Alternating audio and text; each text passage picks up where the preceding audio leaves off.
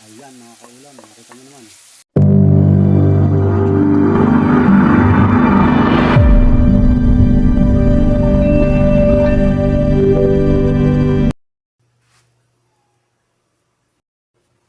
For today's video mga kaulam, ito gagawa na naman tayo ng panibagong lutong ulam. So dilis naman ang ating lulutuin dahil gawa ng marami tayong kamatis. So lalagyan natin muna ng mantika yung kawali. Saka natin pinutuin ng konti yung dilis natin. Ayan mga kaulam, nakakita nyo mga dilis niyan. Yung dilis ni paring bong. Yan, nakita nyo. Lapit nyo ng konti yung camera dito para nakikita. Yan, isa-gis namin na natin yung ating dilis mga kapaps. Ayan mga kaulam, nakita nyo naman mga kaulam. So ayan, ito na siya. So pagkaluto na yan, ating munang hahangoin yan. Pagkahango, at saka tayo mag-isa mga kaulam. Ayan. Ayan, umaamoy na, kapit-kapit bahay niyan. Sigurado, alam ang ating ulam. Ayun, pwede na yan. Ayun, ayun.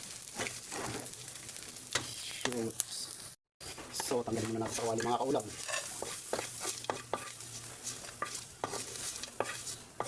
Mga kaulam, unang lagay, bawang.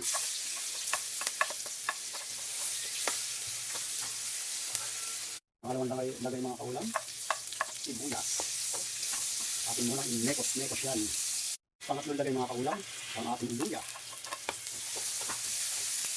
So dito na natin ilalagay ang ating kamatis. Yan. Okay, nekos-nekos natin ang mga kaulam.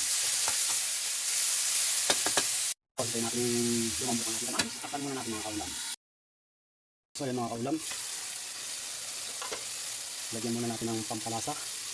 Tulad ng paminta muna natin. Saka itaktak natin yan. Itaktak mo. Dagat. Kunti lang. Yan. Baka kasi mahalat ng ating dilis na kaulam. Hindi na natin makakain ng mga kaulam.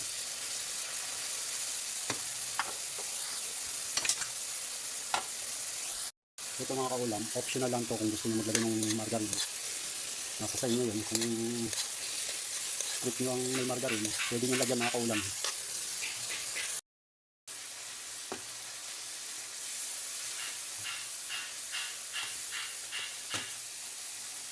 So ito na kaulam, ang ating dilis.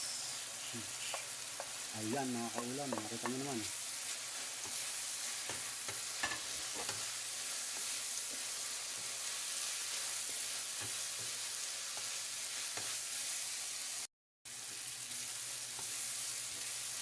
So ito mga kaulam, pwede kayo maglagay ng siling pula.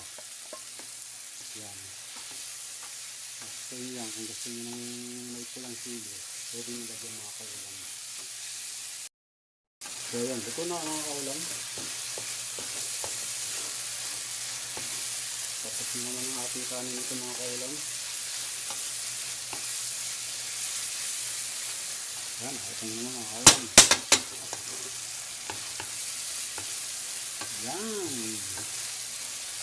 Ay, maraming salamat sa inyong panonood at sa inyong suporta, lalong-lalo na dyan kay Idol Diaz at kay Boss Rian at kay Don Scared at kay Bong TV Mix Vlog.